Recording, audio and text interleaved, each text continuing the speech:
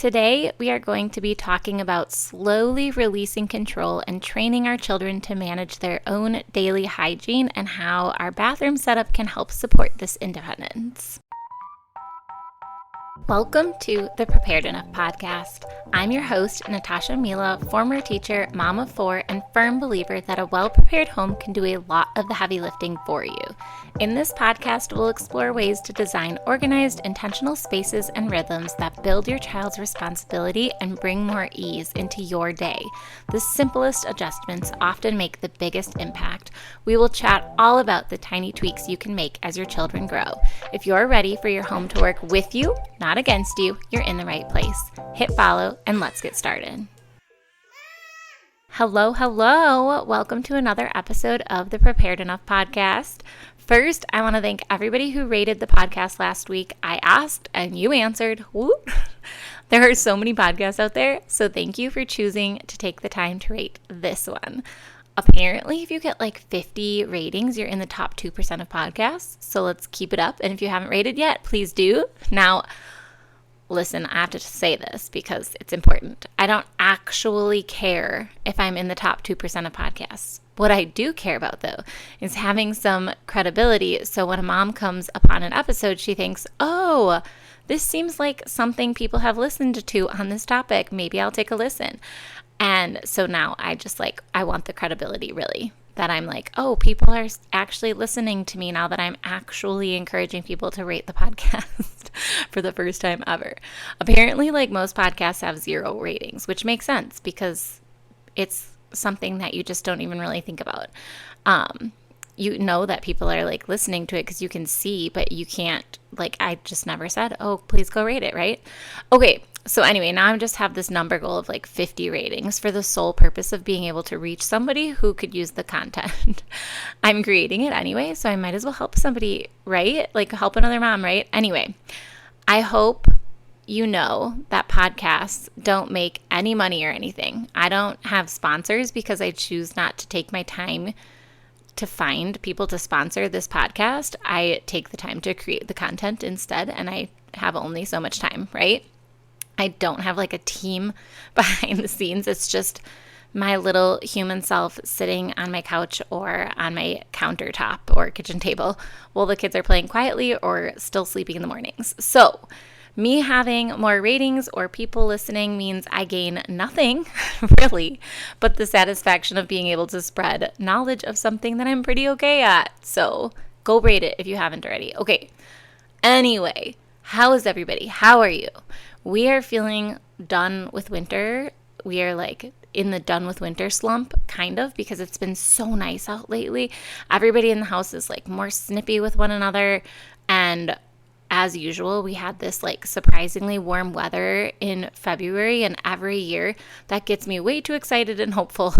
Unfortunately for us, especially where we are in Wisconsin, it doesn't get spring warm until like June, and it doesn't get summer warm until July. So we've got a while of cold left.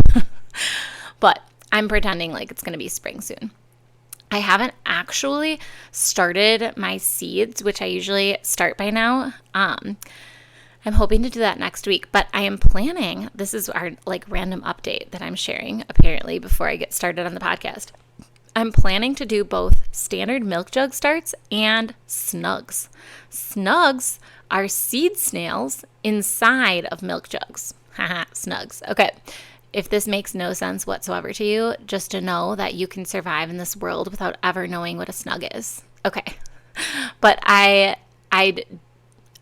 do all of my seed starting with snugs, but I am actually just really scared because I've never done them before, and neither has anybody I know personally, and I have trust issues with strangers on the internet. So here we are. But I am excited to start a lot of seeds in these jugs. So we have done seed starts in the past, and we've done cold stratification in our refrigerator, and we've done grow lights indoors, and that's what we've done the last 2 years. And even though the jugs are like new to me, I have localish friends that assure me all will be well. And so we will be placing seeds into jugs with wet soil and sending up a prayer that I just don't waste all of my perfect little seeds. If you have done snugs or even milk jug starts, but especially snugs before. I feel like it's like a relatively newer idea that people are combining the two processes, like the seed snails and the milk jugs. So if you have done this, please inform me of how it went for you. Okay, now I'm moving on to the actual podcast. All right, we are in the bathroom today. February is bathroom month. Today we have a casual conversation on how we can be slowly releasing control of hygiene to our children and how our bathroom setup is going to support that. So we're going to get right into it. I've got a bullet list point in front of me, and I'm just going to go through the list out. I'm going to list out the areas in which we want to slowly release control to our children and different bathroom environments that support those areas. Okay. So, a quick list of the areas where our children need to gain independence that we are going to talk about today. These are the big ones, kind of. There's like a lot of little things where they can gain independence, but kind of inside of these bigger categories. So, number 1, sink hand washing. Number 2, brushing teeth. Number 3, hair and face. And number 4, toileting. Okay, so now I'll go through some specific environmental supports to each of those 4 areas. And then we're going to just kind of talk afterwards very broadly on general environmental supports inside of the bathroom. Okay, so sink and hand washing. We're going to want a sturdy step stool. Depending on the age of your children, if you plan to have any younger children, you might consider a double step stool. A single step stool is great once the child is closer to like 3.5, maybe 3, but definitely 3.5. Younger than 3, they're just probably not going to be able to reach much, and they might need a taller double step stool. Make sure any stool you get is not wobbly and is very sturdy. Kids wiggle around enough on the flat floor. You want a sturdy step stool. You'll also want an easy-to-use soap dispenser. I don't know why some soap dispensers require entrance into the world's strongest man competition, but get one that does not require such strength if you have not gotten one already. You know exactly what I'm talking about. I prefer foaming soap in our house. I prefer that because it's cheaper, because you can just like put a little bit of soap and then add water in it. And I just prefer to use that on my own hands. It is a little bit more messy for kids though. And, but I do just feel like you don't waste as much soap, generally speaking, because there's a little less soap in the container. Whatever you have, just make sure your kids can reach it and they can use it with control. And the last thing in regards to this environmentally would be, in regards to sink and hand washing, is a low mounted hand towel. So hang a towel at kid height so they can climb down from the step stool and use the towel. Usually adult towel rings are hung quite high for kids under age 5 or 6 even. We keep one hung around our doorknob of our bathroom closet door, and we used to just keep it on a command hook on the wall. So do whatever works, just get it down low. So let's chat briefly on the progression of independence in regards to hand washing.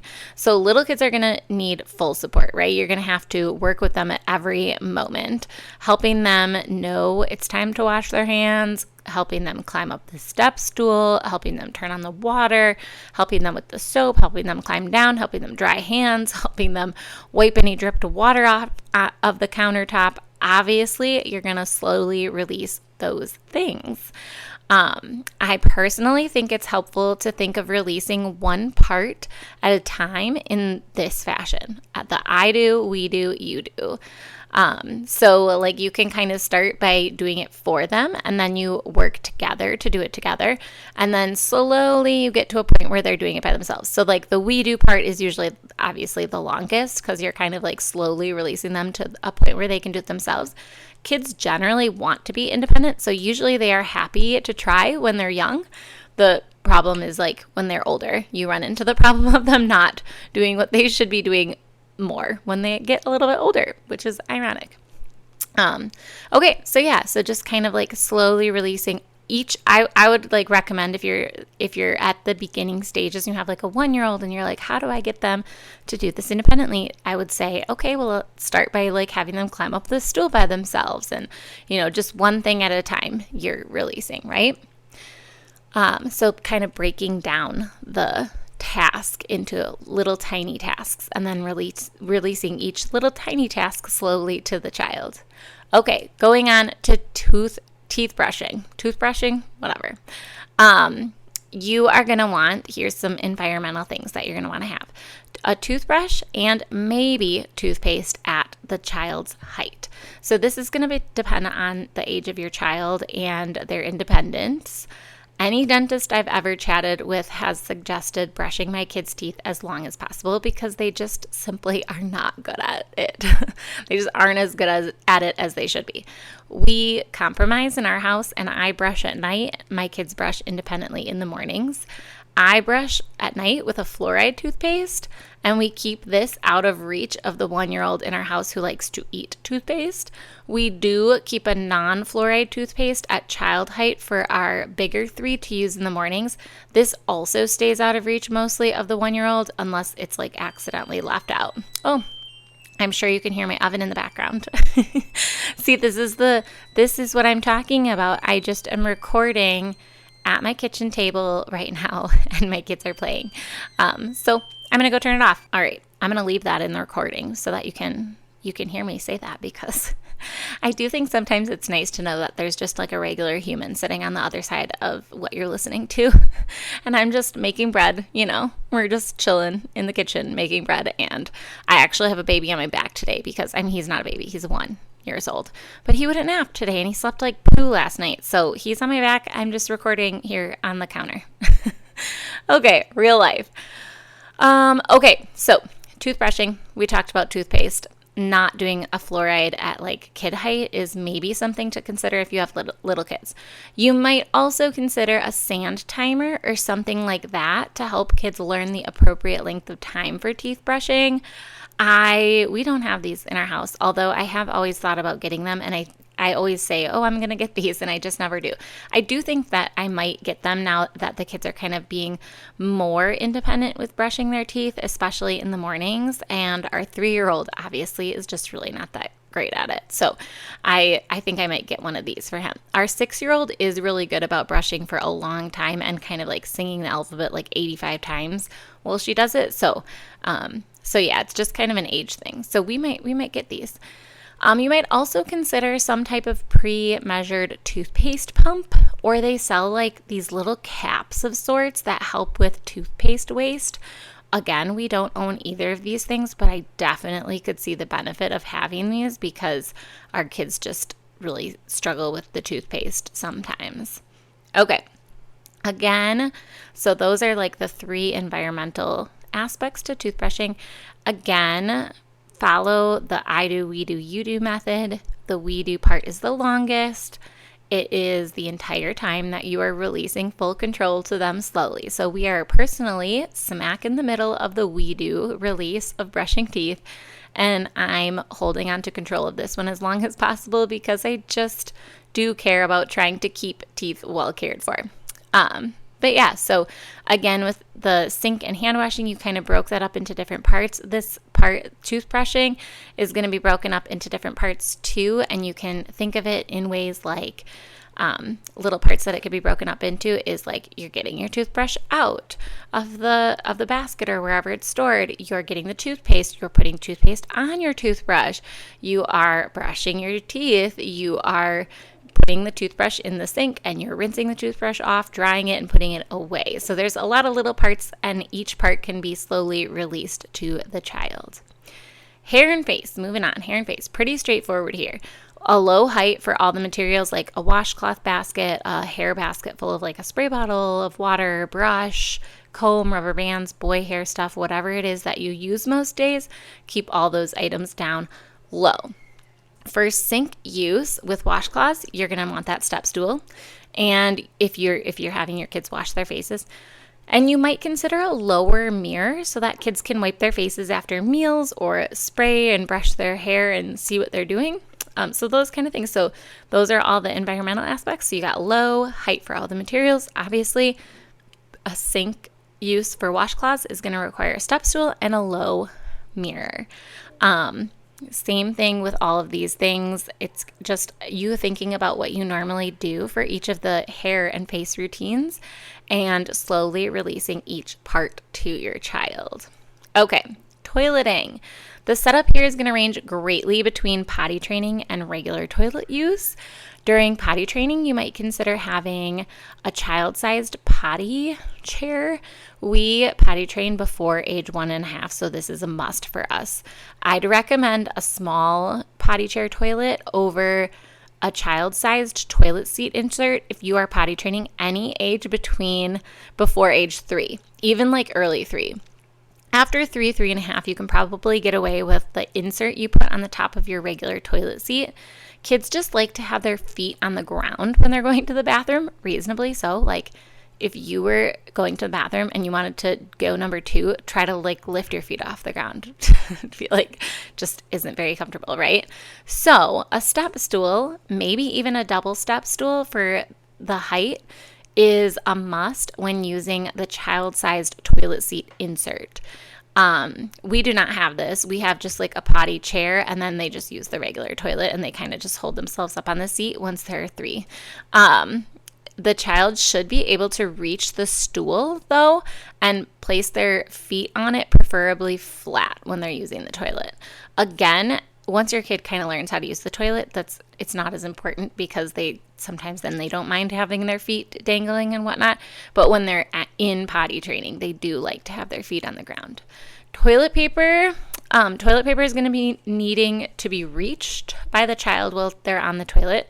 They might just be able to sit sideways once they're potty trained. This always worked fine for us, and we've never needed to like do anything different with our toilet paper. And sometimes, like in our old house, we just needed to have them grab the toilet paper before they sat on the toilet, and that was fine. It was like all part of the routine that you're teaching your child. Like this is the order of things, and this is what you're teaching them, right? So you just have to teach what you can in your house, and however that works with your toilet paper. Obviously, they're going to need the step stool, a low towel, and an easy soap dispenser for hand washing afterwards. But we already talked about that, right? So you kind of know the steps to use the toilet. Potty training is a thing in and of itself, but after they're potty trained and the training of like independence for pee is like, that happens really quick, right? After they are actually potty trained, you're just like, okay, well now just grab toilet paper before you go to the bathroom and wipe yourself, right?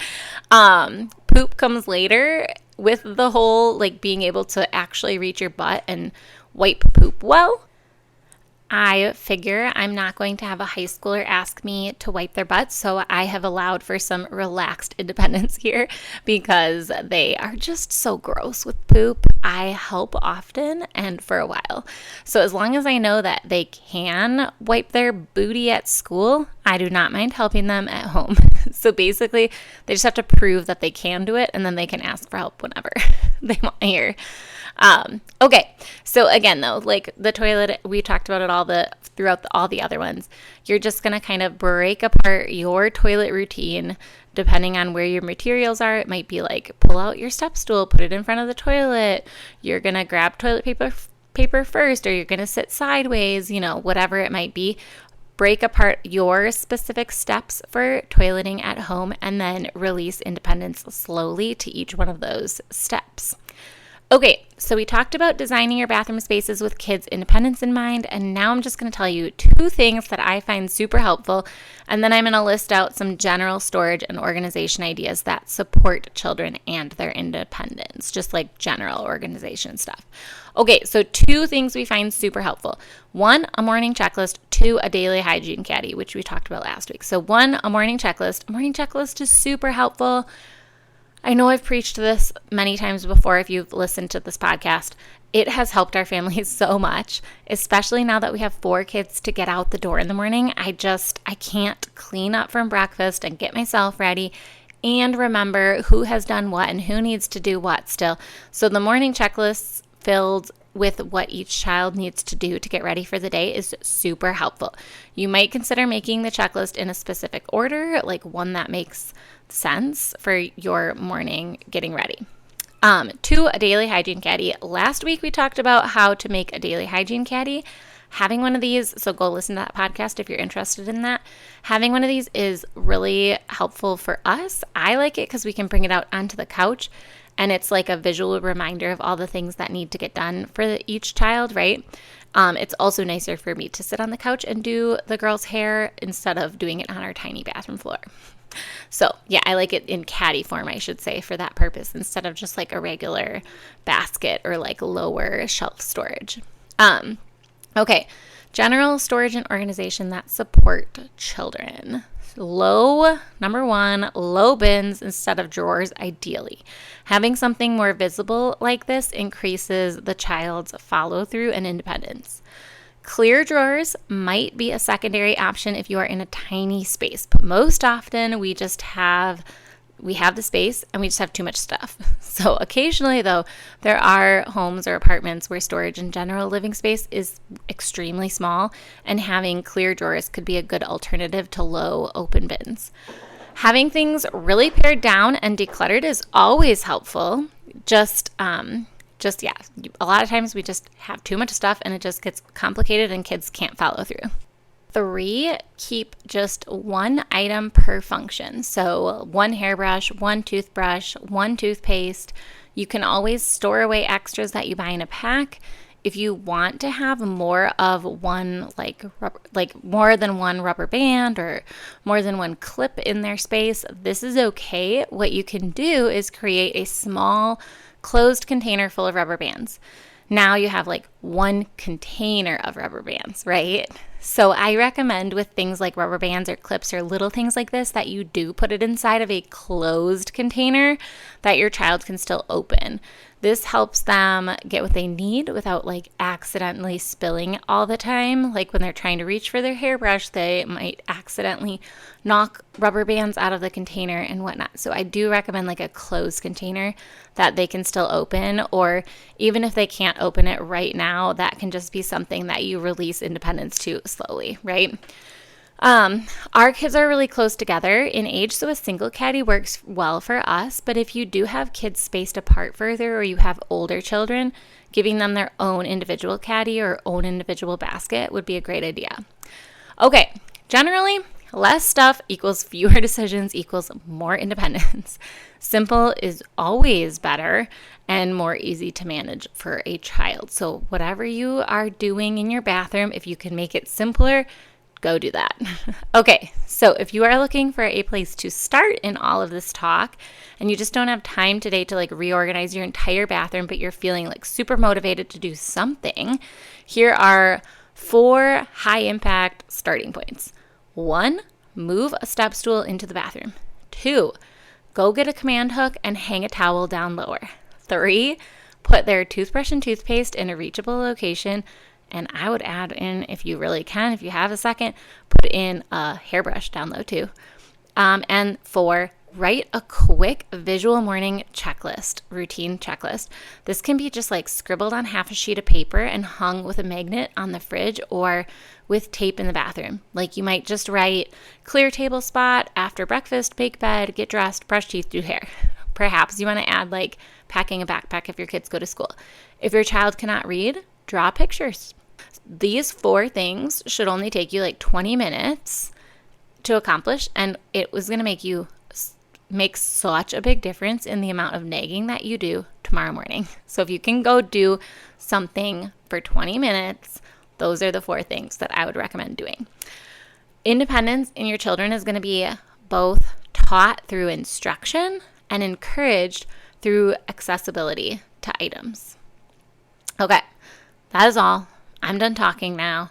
I hope that one small thing in this episode stuck out to you. If it did, I'd love to have you click those 5 stars and rate this podcast. And also you can click on the show notes and let me know the thing that stood out to you if you want to do that. I think I'm going to try, there's like a voice recording thing that you can like put a link to, and then somebody can like record their voice answering questions and whatnot. I think I'm going to try to set this up if I can. I don't know when, so don't hold your breath, but maybe sometime before the end of 2026. I feel like it would be fun to like hear people say something back to the podcast if they liked something specific or like had a recommendation for a podcast episode or something like that. Yeah, so it'd be fun to like hear a voice since I'm talking to you in my voice. Okay, and it's just like less to click through and less to do than like going on the show notes and like typing a comment and, you know, putting emails in and whatever. I don't know what it requires you to do. So, you know, okay, that is all. Now I'm really going to go drink water, eat snacks, everybody. See you next time. Tash.